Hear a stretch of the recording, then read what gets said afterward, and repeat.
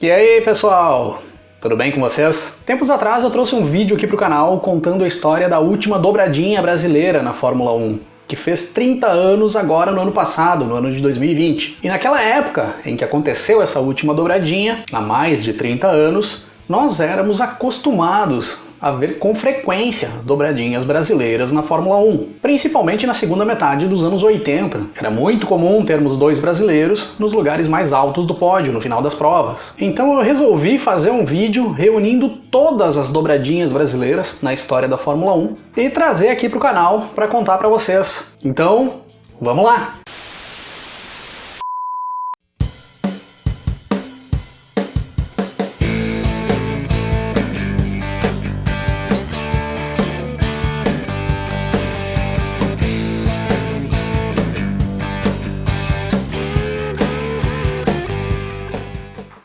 A história das dobradinhas brasileiras na Fórmula 1 começa lá na metade da década de 70 ainda. Mais precisamente no ano de 1975, quando o brasileiro Emerson Fittipaldi vivia o seu auge dentro da categoria, já então bicampeão mundial, e em 1975 ele era o atual campeão. Ele tinha sido campeão em 1974. Mas essa primeira dobradinha brasileira na Fórmula 1 não viria em uma vitória do Emerson, mas sim em uma vitória de outro brasileiro que vinha fazendo performances muito boas nas pistas da Fórmula 1 ali naquele momento, José Carlos Patti, correndo pela Brabham. E o palco para essa primeira dobradinha brasileira na Fórmula 1 não podia ser melhor.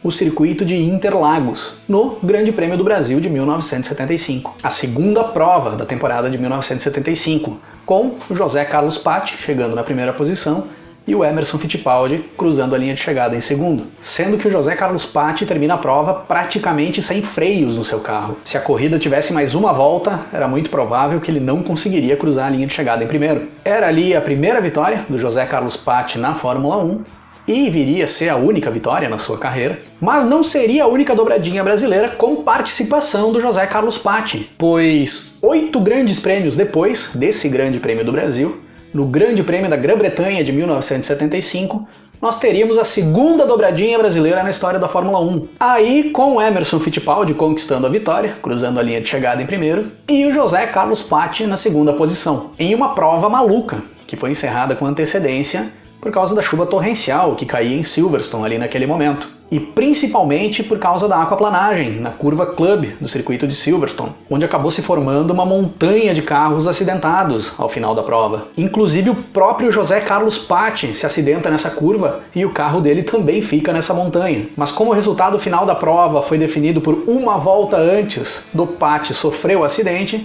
ele conseguiu garantir a segunda posição e garantiu a segunda dobradinha brasileira na Fórmula 1. Mais uma dobradinha protagonizada por Fittipaldi e Patti. Após o ano de 1975, nós teríamos um hiato nas dobradinhas brasileiras.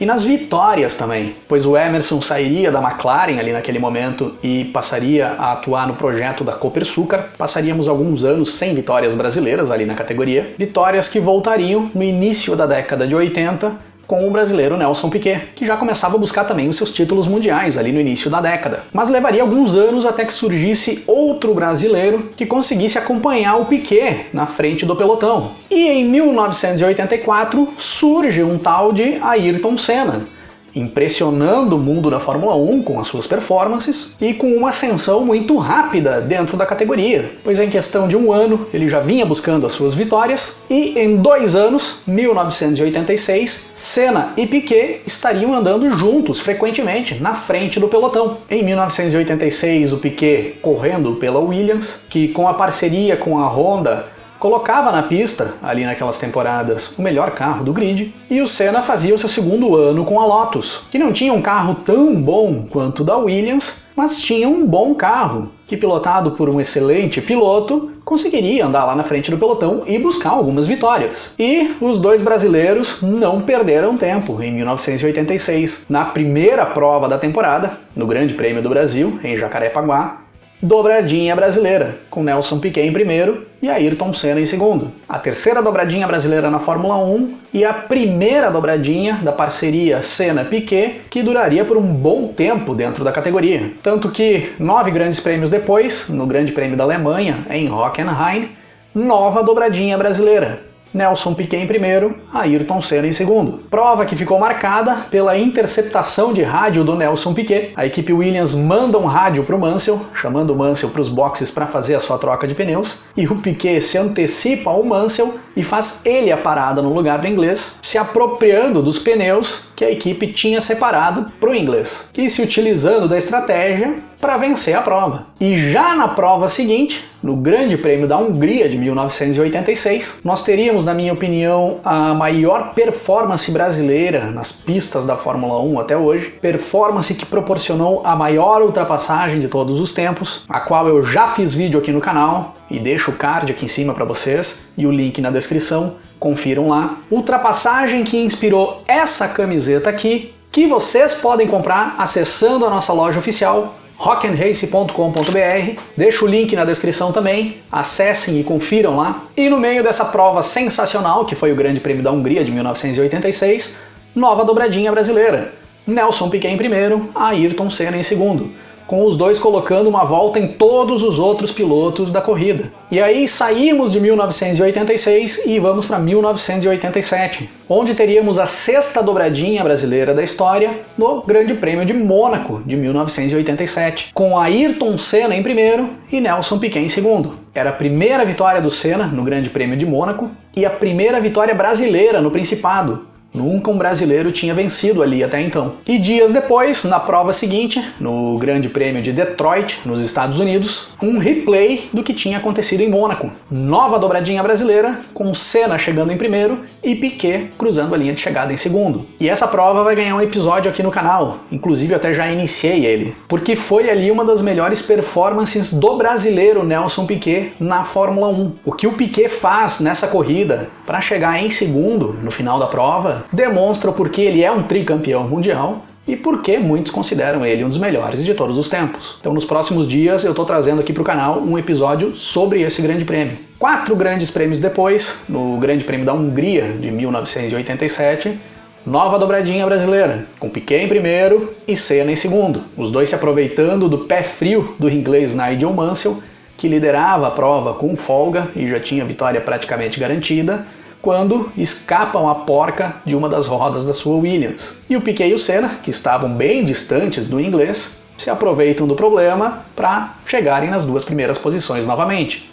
Mais uma dobradinha brasileira. 2 grandes prêmios depois, no Grande Prêmio da Itália, em Monza, novamente os 2 brasileiros protagonizando a corrida, com Piquet cruzando a linha de chegada em primeiro e Ayrton Senna na segunda posição. Em outra prova que também vai ganhar um episódio aqui no canal, porque foi uma das grandes disputas entre o Piquet e o Senna na pista por uma vitória na Fórmula 1. Então, em breve, um episódio sobre o Grande Prêmio da Itália de 1987, aqui no canal. Após o final de 1987, o Senna sai da Lotus e vai para a McLaren, o Piquet sai da Williams e vai para a Lotus, o Senna passa a viver ali o auge da sua carreira na Fórmula 1 e o Piquet começa a sua curva descendente, começa a andar mais para trás no pelotão, com a queda de rendimento que a Lotus vinha tendo ali naquelas temporadas. Então as dobradinhas vão ficando mais escassas, mas ainda veríamos dobradinhas brasileiras. No ano de 1990, quando Piquet sai da Lotus e vai para a Benetton, que vinha numa evolução dentro da Fórmula 1 ali naqueles anos. E os dois passam a andar juntos com mais frequência na parte da frente do pelotão. E no Grande Prêmio do Canadá, de 1990, nós temos a 10ª dobradinha brasileira na história da Fórmula 1, com Senna chegando em primeiro e Nelson Piquet na segunda posição. Era ali o fechamento da sequência de dobradinhas brasileiras protagonizadas por Ayrton Senna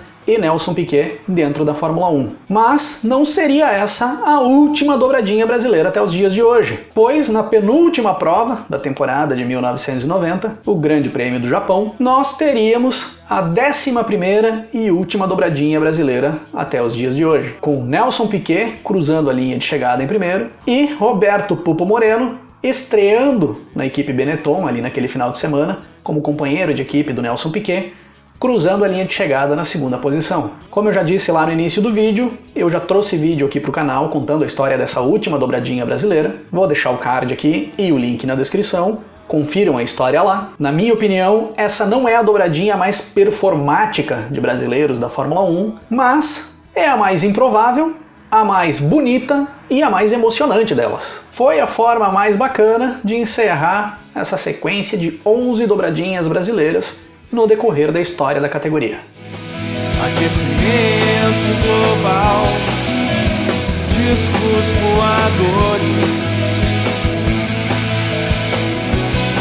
chover asteroides, aquecimento global. Vale destaque também para mais duas provas que não chegaram a ser dobradinhas, pois tivemos 2 pilotos brasileiros no pódio, mas não na primeira e segunda posição. Uma delas é o Grande Prêmio do Oeste dos Estados Unidos de 1980, em Long Beach, a primeira vitória do Nelson Piquet na categoria, onde tivemos o Emerson Fittipaldi na terceira posição nessa prova. Era a primeira vitória do Piquet e o último pódio do Emerson Fittipaldi na Fórmula 1. Muitos consideram esse o ato onde o Emerson passa o bastão para o Piquet numa troca de geração brasileira dentro da categoria. E a outra prova é o Grande Prêmio da Bélgica de 1991, onde nós tivemos o Ayrton Senna vencendo a prova, o Nelson Piquet chegando em terceiro e o Roberto Pupo Moreno na quarta posição. Não fosse o intrometido do Berger chegar em segundo, nós teríamos 3 brasileiros no pódio nessa prova, que eu considero o melhor resultado coletivo do Brasil dentro da Fórmula 1. Eu já trouxe também um episódio sobre essa prova aqui para o canal,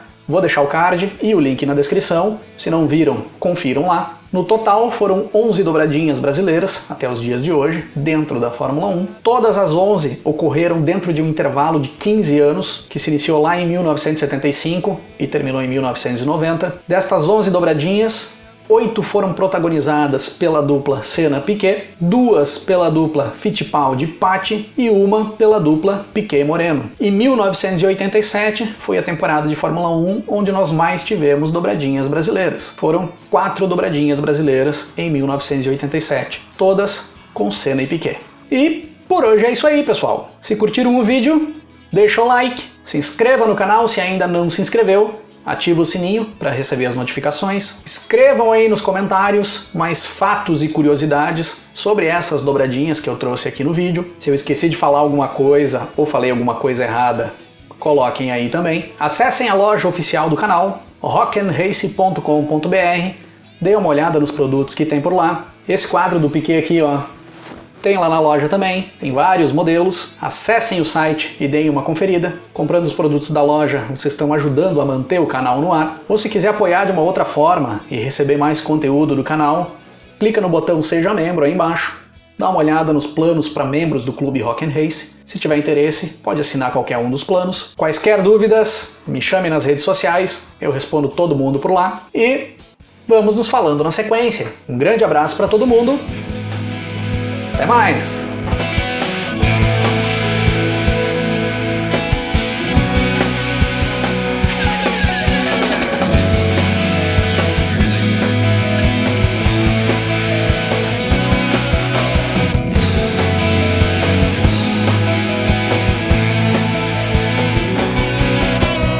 Milhas e milhas longe